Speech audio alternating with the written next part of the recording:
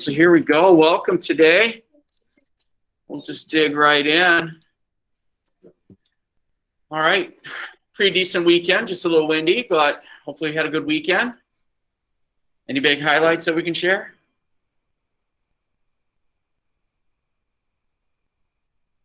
Clean highlights. You worked? All right. Got to make that bank. All right. What else? Any other highlights? Okay. Can you go to the bathroom? Collectively, let's talk. I think I would have went to the bathroom before I went in my room. You late with dignity. Go ahead.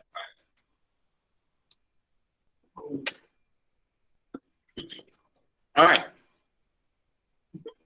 Okay. And perhaps highlights could be just all those NCAA basketball games and all the upsets that were going on. I know my son, he likes to think that he knows so much about basketball, but somehow his soccer dad is beating him in basketball. It's like, it's March Madness for a reason. All upsets. Anyone can compete. Anyone can succeed. It's possible. So, and the first round is always difficult, and then the second round is equally. So there we go. All right. So for today, we want to continue with studying authoritarians, and we'll do that. And we're looking at Mao. And what I want to do right now is let's go to Schoology. There's a Padlet in there. It's going to look something like this. And in the chat, I had put the link to the Padlet. So let's go to that as well. You can find in Schoology. It says Mao Zedong in review, and at home I put into the chat. But if you didn't see that, just go to Schoology as well, and it's going to look something like this. What I want you to do is, based on the focus questions, based on the placard activity, based on the videos that we may have watched, based on what you know, list one factor that contributed to Mao's rise to power, and list one way Mao consolidated his power. And these can just be little one word or phrases. Just go right ahead. All right. Let's just do that. Let's take about 5-10 minutes to do that. Let's see what we got. Okay.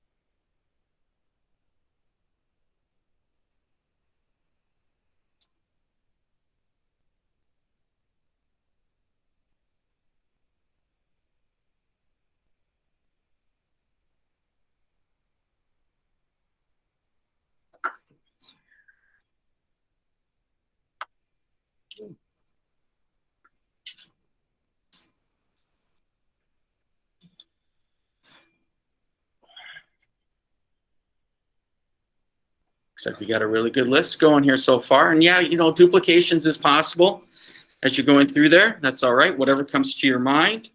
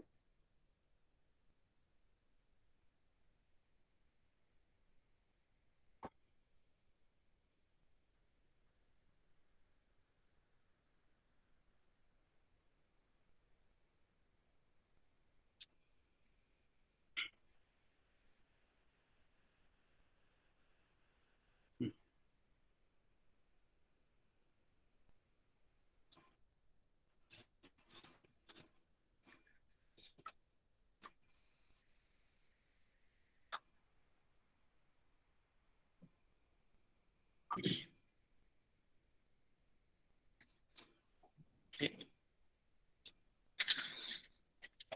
All right, let's take a few more minutes. Put your final thoughts in there. That'd be fantastic. Those that have done it, super.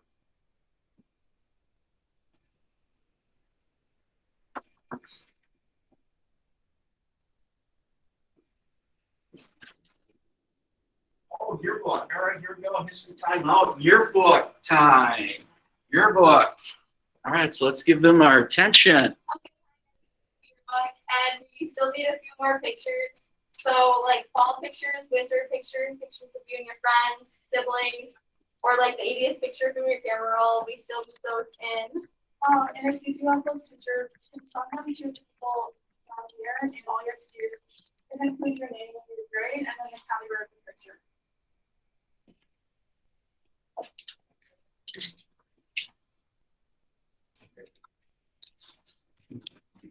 Do we know if something like that's going to be sent home to the VLA students, or announcement be sent to them? We've tried making announcements around it. Okay.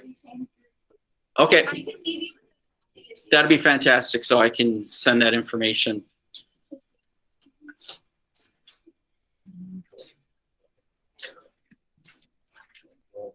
All right. I have a lunch. Okay, sounds good. Yep.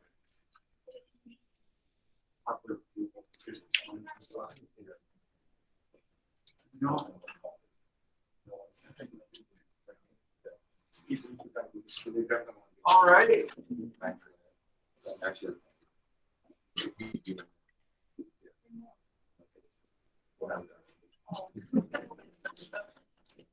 So there we go, yearbooks.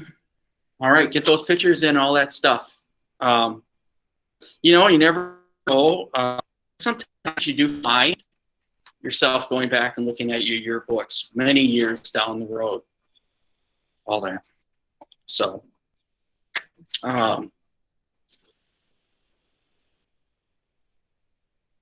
especially when you find out, that they graduated with you, or they're in your high school around the same year you are, and they're running for political office or something. You're like, really? I gotta go back and I gotta look. I'm like, that's right. Oh wow, Michelle Fischbach did attend the school I went to. So different maiden name, had different name, but that was her right there. So there you go. You never know. So, and especially this year was a little bit difficult has been a little difficult getting photos, getting pictures, getting people to see all that stuff. So if you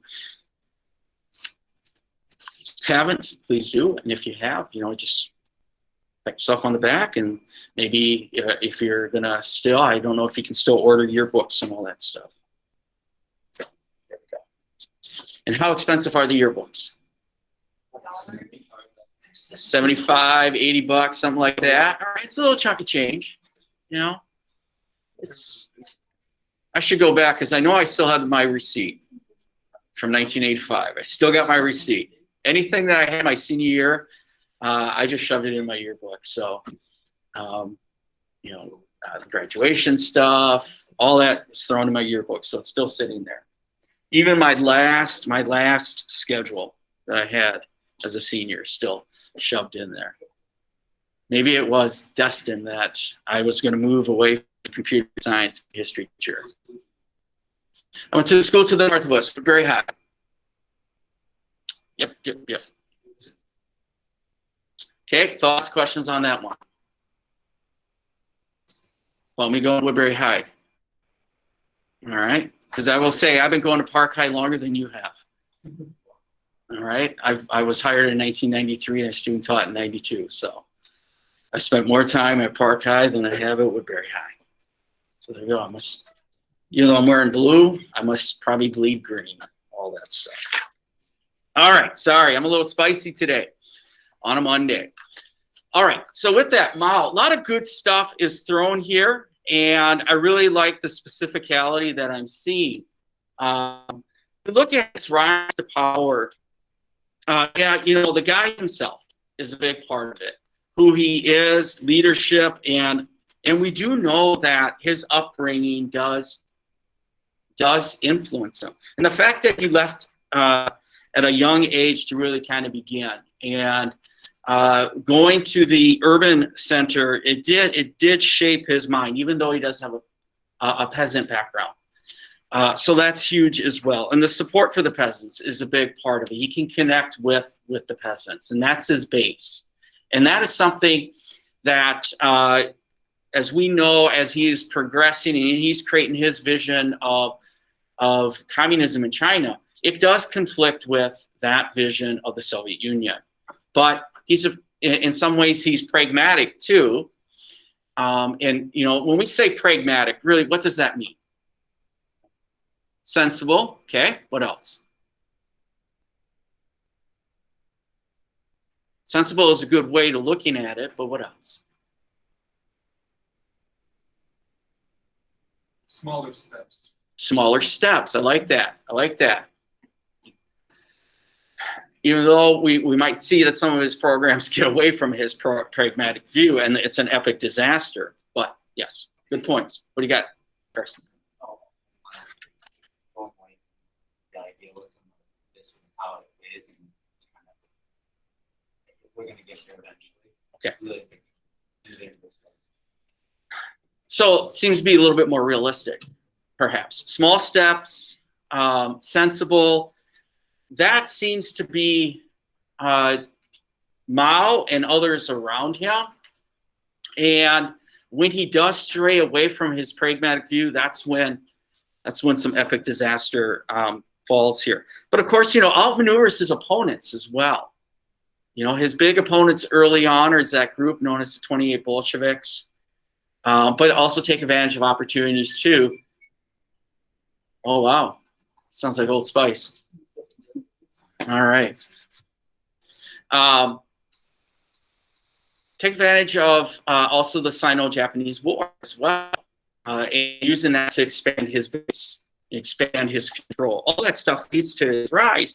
And then when you look at how he begins to consolidate his power, and seen in there, this cult of personality is part of it, but all these different campaigns and reform movements, all those things are part of it.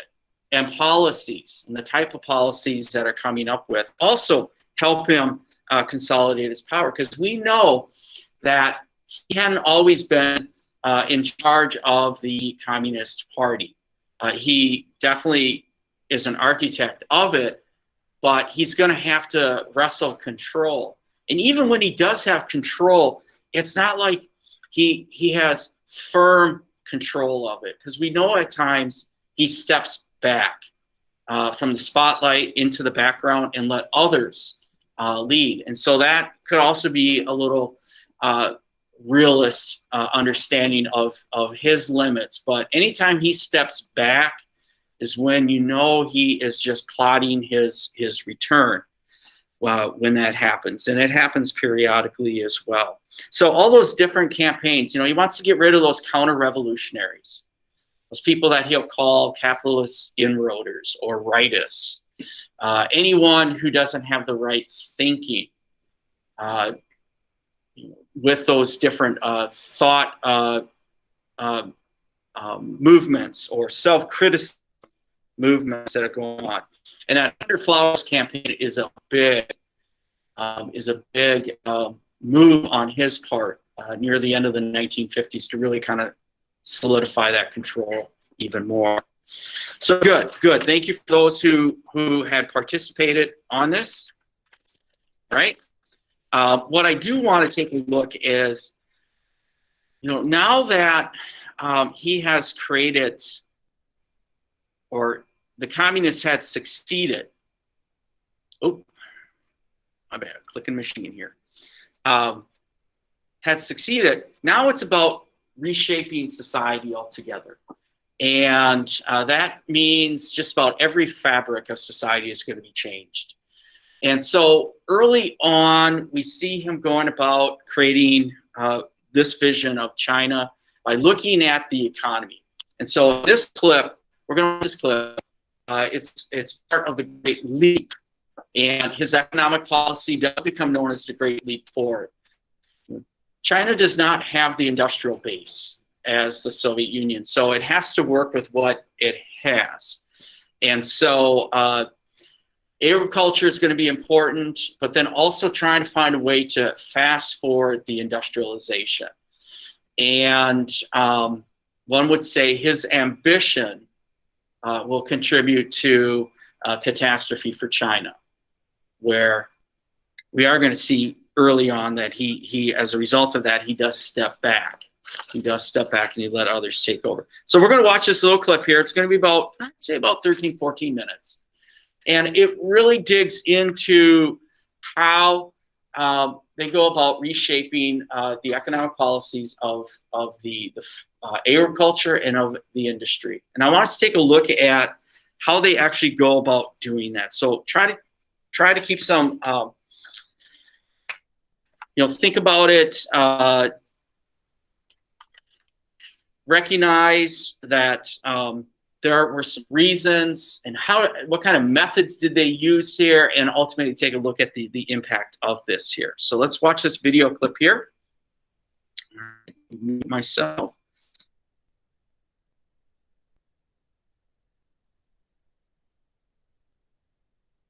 The same effort to get mass participation was applied to another type of cleansing, of incorrect thoughts.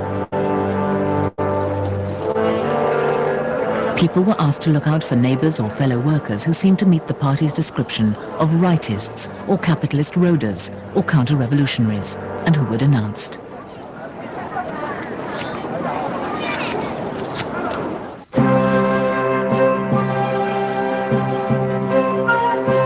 But the boldest attempt to harness the energy and enthusiasm of the people came in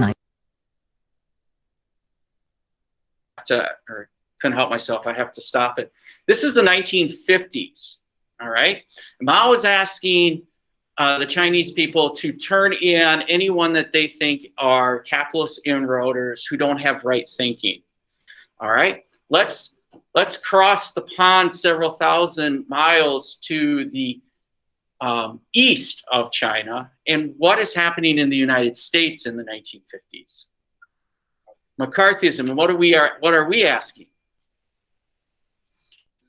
Who are the communists? Turn in your neighbor if he or she is a communist, not having the right frame of thinking.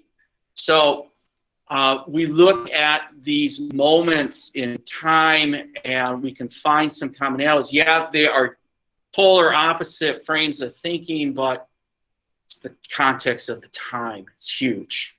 Big stuff. Yeah. In China, seriously consider that suggestion.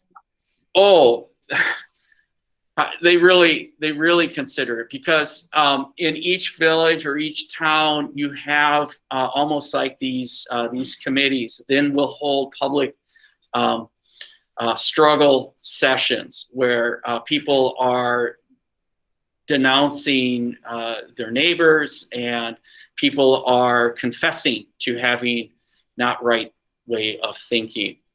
Here in the United States, the fear of being considered a communist and not being loyal, and your hesitation to sign loyalty questionnaires. And you'll find companies, not just government agencies, but companies would have questionnaire that look at loyalty. And companies, they want to make sure that they can project themselves as being loyal to the United States. Serious, but not to, I would say, not to the extent that you would see in China. This is where thousands of people become victims of this type of method. Yeah.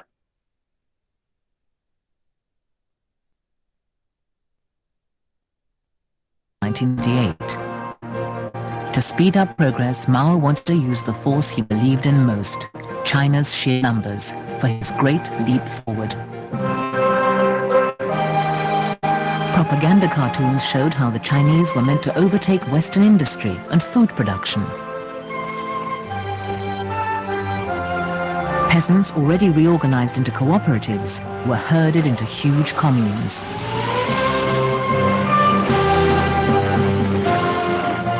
In his area, District Secretary Zhong Guodong took on another challenge.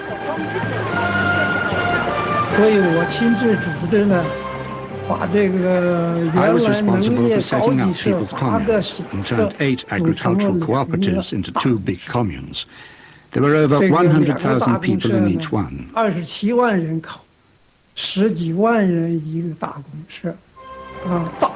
Big communes could handle big projects. With thousands of people to do a job, things were completed in no time. Production brigades were directed to where they were thought to be needed most, under militia-like discipline. The party said it was a more efficient, better, faster way to build socialism. Private land had already gone. Now family life was to be destroyed as well. Peasants were to eat food cooked in central kitchens. Children would be looked after together.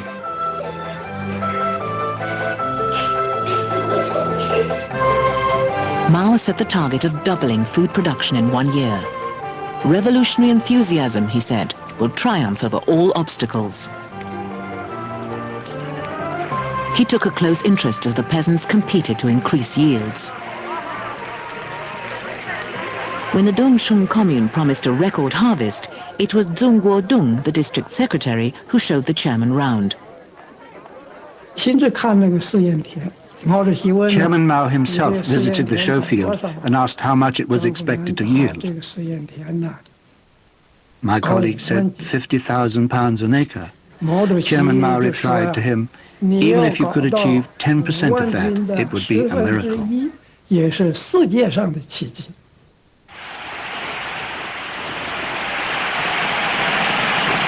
The party encouraged the rivalry. In the past, wheat yields had been £500 an acre. 会上，各乡各社的英雄们用喝干大海、斩断高山的气概，摆开了争夺水稻冠军的擂台。三关乡的好汉们首先扯起了水稻亩产3000斤。 紧跟着，下岗乡的好汉涌上擂台，大声喝道：“保证水稻亩产4000斤，秋后丰收上北京。”北郭乡的英雄们哪能落后？三关错失加了马，我们错失赛火箭，我们亩产5000斤。全县各乡打擂台的英雄和干部们一起宣誓，争取水稻超过10000斤。 In fact, the records were bogus. Communes falsified their figures. We removed all the ready planted rice from the fields and replanted it in a show field so that we could reach our quota.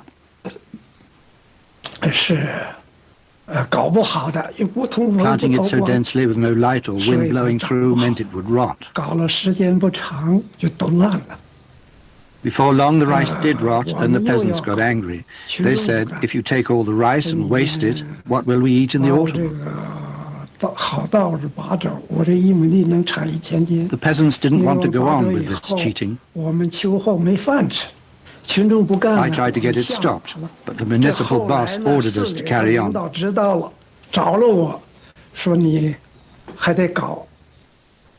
the false statistics contributed to a dangerous delusion that China had plenty of food and could concentrate on other things. We must reach for the moon and the stars, said Mao.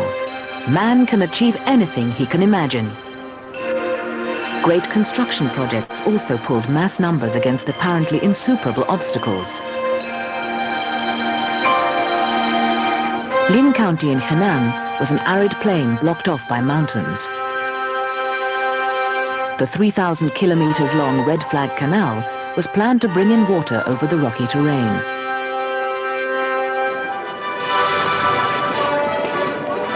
The canal workers were celebrated as revolutionary heroes.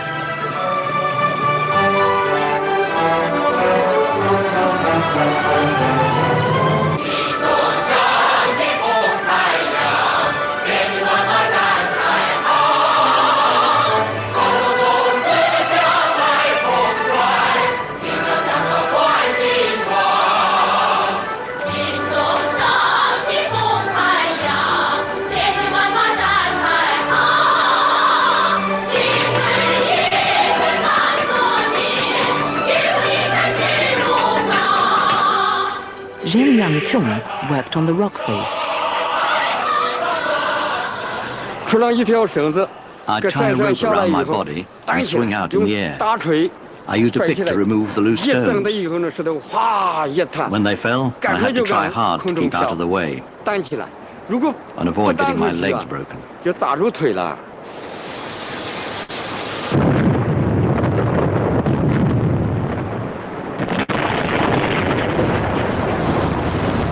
Accidents were frequent.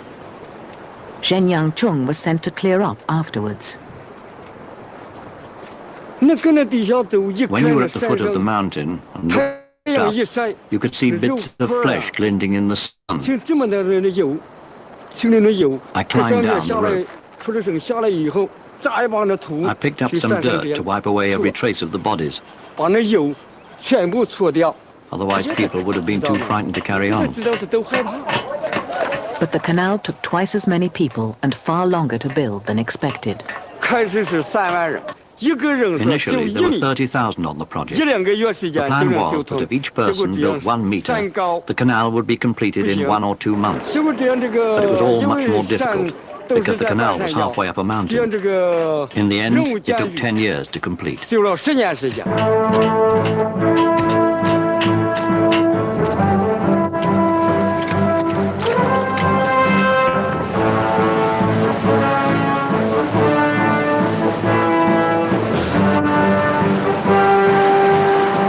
Great Leap Forward's most ambitious goal, Chinese were told production of steel also had to double in 1 year. And instead of producing this just from heavy industry, the energy and goodwill of the peasants was to be mobilized again. Small furnaces were built in villages and backyards across the country. They collected any scrap they could find. Next, they melted down doorknobs, wash basins, tools. As the fever grew, people even gave up their cooking woks.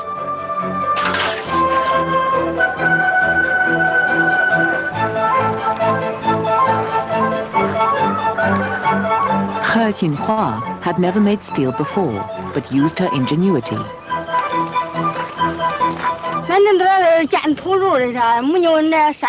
When we built our own furnaces, it was hard to reinforce them. Earth on its own wasn't strong, but we didn't have enough straw. I had a long pigtail, so I cut it off and snipped it into short pieces and mixed it with the earth in the furnace wall. Many of the other women cut off their hair as well. He Jinhua's husband, Yan Tianyun, also filmed at the time, was just as keen. The The two of us competed really hard. If my team produced 3 tons of steel a shift, their team would make over 3 tons. And then I would encourage my team to think of ways to beat that.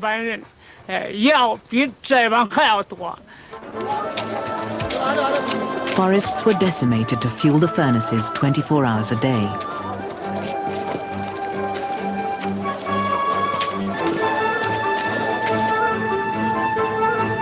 All over China, almost everyone, even hospital doctors, neglected their normal jobs to answer the call.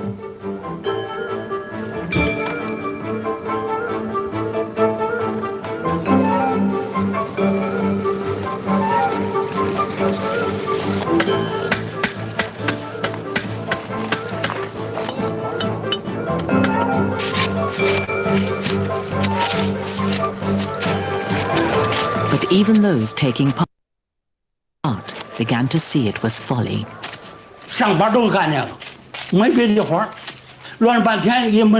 All we did was make steel and nothing else. We didn't produce anything useful. How could we? We dug holes in the ground and tried to produce steel. It was all such a waste of time. But the orders came from above. We had to obey them.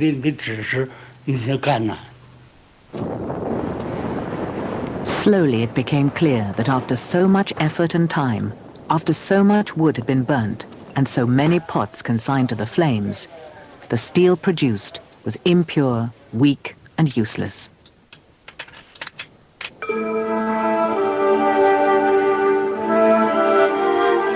The full effect of the disastrous experiment began to be seen in 1959. While the peasants had been making steel, they had done little else. Crops had rotted in the fields. Seed hadn't been planted. Food was already short. Because of the falsely exaggerated harvest, the government had taken a bigger share of the crops to send to the cities.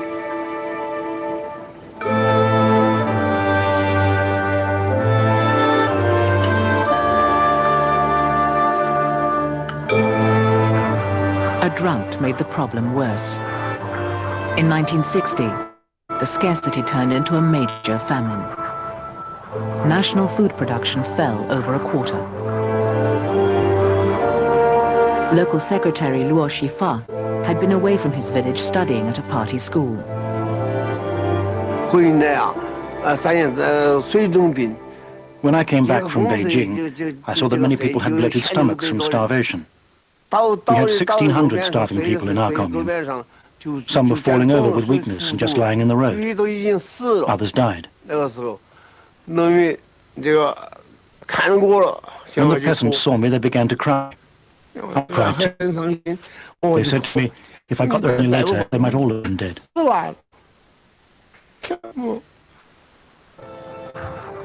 In a secret report, the party later admitted the full extent of the calamity. Their own figures showed over 20 million had died from the famine. It was almost certainly more. The new graves at the burial grounds confirmed that the Great Leap had failed. Revolutionary enthusiasm hadn't been enough.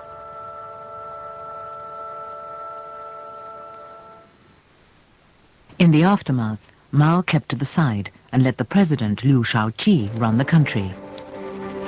Even Mao knew that the economy had to be protected from his revolutionary zeal for the time being. So more cautious targets were set. Large communes were abandoned. Chinese peasants were allowed some land again and could sell their produce in free markets. They were allowed to live as families and return to something near normal life. There were fewer sins.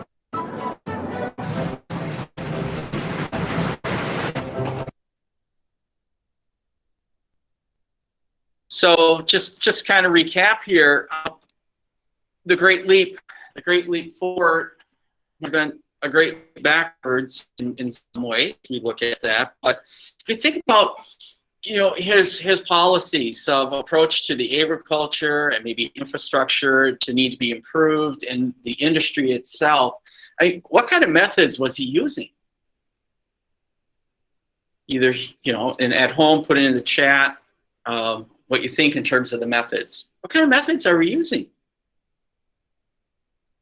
to achieve his goals? What do you got? So like almost dictatorship methods, like you just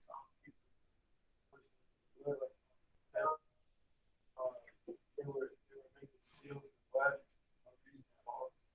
Okay, so methods, dictatorship-like. We need to build on that, but you're right.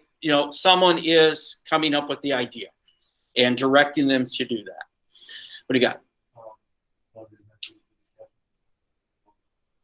Always have control of what the general public is thinking, what they think that they should be doing, pretty much making sure that their expectations and their life revolve around what.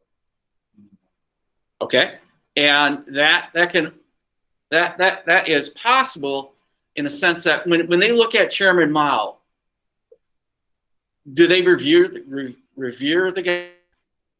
Absolutely. So if he says it, they're going to do it. It's that cult of personality piece. Good point. What do you got? Something about like the mass mobilization of people, and like giant Yep. like directing like literally an entire nation of people like to make steel. Like a bunch of people go out and build it. It's like the mass mobilization of people. That's how we like keep talking. Absolutely. They relying on mass mobilization and creating these little mass moving armies of people. And they've got their songs, they got their slogans. They're stoked. They are pumped to do it. And you look, I mean, just from this clip, and again, that's just a clip, so we get one little snapshot. That's hard manual labor going down. I mean, I'm looking at that, and their methods is very much methods that you might find it in the 19th century, and how the Transcontinental Railroad's being built and cutting through the Rocky Mountains. And some of the workers on for the Transcontinental Railroad were Chinese. So, but looking at that, the methods, they probably figure if we can get 30,000 individuals working collectively on a task, maybe we don't need the modern machinery and all that stuff. You might think, though, that the modern machinery might have cut 10 years off of building that canal, maybe. And they thought they were going to build that canal in how many months? Like 2 months. It's like, holy cow. Took a year to put up the 35W bridge in Minneapolis. Less than a year to do that. But to build that massive canal in 2 months, in reality, it takes 10 years. Huge. Yeah. They just refuse to. Well, I think simply even just having access to it, and it is the Cold War, and there is an effort to isolate them. But I think also some of it has to do with we're going to do it ourselves kind of mentality. What do you got? Like it kind of reminds me of like what Wolfgang did in Cambodia, like where he like abandoned the city with our men and like all the people. Yep. And it just like kind of seems to be a thing like that a lot of people go for. That makes sense. And I was just kind of wondering why that is.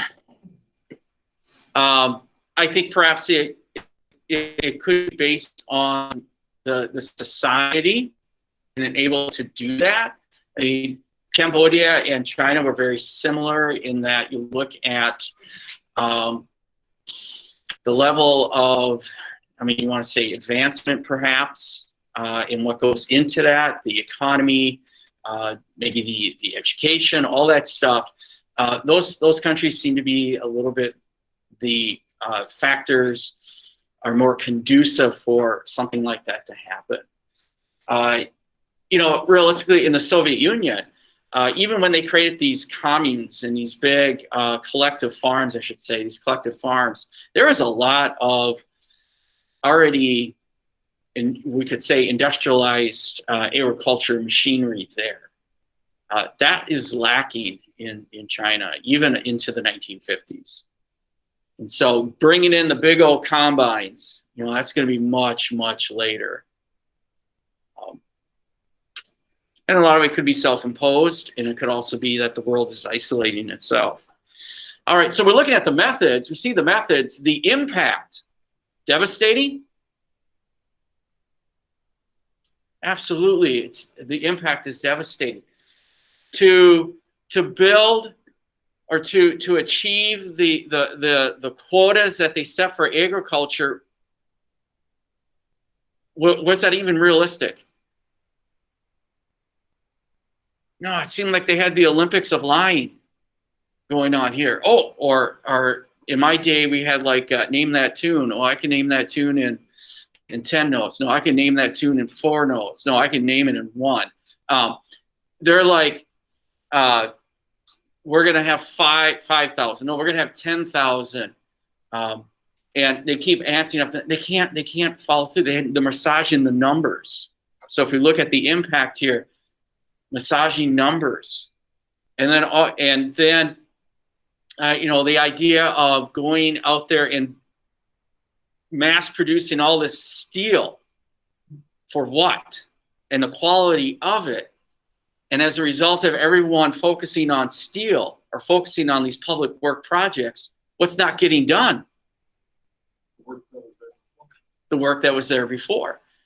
Everyone's leaving the fields and going to build steel. Someone's got to be there to manage the fields. Heck, don't get sick, it seemed like, from that little clip, because your doctor might be in the back making steel. People are not also doing what they're supposed to be doing as a result of it. We got a lot of death in China. A lot of death in China. You know, bigger scale than that of the Soviet Union was. All right, and so this is all a result of policies. And what happens to Mao? He steps back. He steps back, and others step forward. And you always got to be careful when he steps back and someone, or if you're in that Politburo, when you step forward, you got to be careful, because you have to make sure that you're not getting too far away from what Mao's vision of China is. All right, and so if you do step forward too much, you might find yourself, once Mao comes back, all of a sudden it's turned on you. It is this time, though, a guy by the name of Deng Xiaoping steps forward with Liu Shaoqi and really reshape the Chinese economy. Near the end of the 1960s, those two individuals, there's going to be a target on them. All right, so there we go. Now, some of you should have know that, and I said on Friday, looking at Mao's domestic and foreign policies activity, and it's going to be due Wednesday, and it looks something like this. All right, and so again, maybe you're working with a historical buddy on it. That'd be fantastic. Divide and conquer, whatever you do, you want to make sure that you have this, because Friday we are going to put some closure to this case study with an assessment, and part of that is going to be based on this. We want to look at, again, the different policies that is going to help make Mao's China. And so the authoritarian here is Mao. Region is Asia, and he is a left-winger. So we have looked at a right wing and 2 left-wingers. And then you'll have an opportunity to look at either a left or right winger next week. So economic policy, the big one, obviously, is called the Great Leap Forward.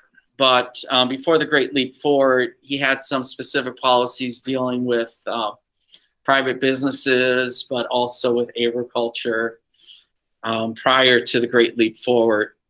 We know that he's going to have some mixed success with the Great Leap Forward, but maybe some of those early policies he'll have more success.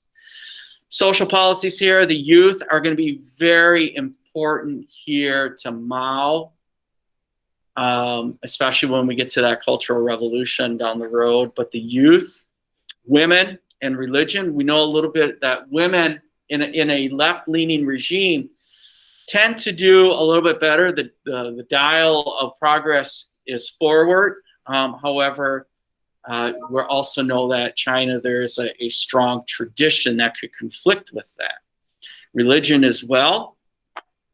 Minorities here. Boy, we still see today in China and how in the Western regions of China, policies that could be borderlining or are human rights violations is still going on with the Uyghurs. But here, when we look at China, part of that whole reunification campaign that has gone on to bring in regions, but then also need to, in the case of what Mao is looking at, needing to dilute minorities here by, in many ways, trying to have a mainstream culture there. Arts as well is going to be a big part here. So I've got some examples there. Mass media and foreign policy is the Cold War. And China will have a difficult relationship not only with the Soviet Union, but also with the West. But that might also come to their advantage in the 1970s with a little ping pong diplomacy. And there really was ping pong diplomacy. Ping pong games were involved, but also a lot of back channels were involved. It is in the 1970s that the United States finally decides to acknowledge People's Republic of China's existence. And we open up trade. Huge. All right, so with that, this will be due Wednesday, so we'll have some time today in class to work on it, some time in class tomorrow to work on it. Wednesday, I have a different activity plan, so utilize the time wisely to get it done. All right, questions, comments, concerns? All right, if there's not, I'm going to cut you loose, let you work on this if you need to. All right. Those at home can stay on or exit, all right? And have a great day.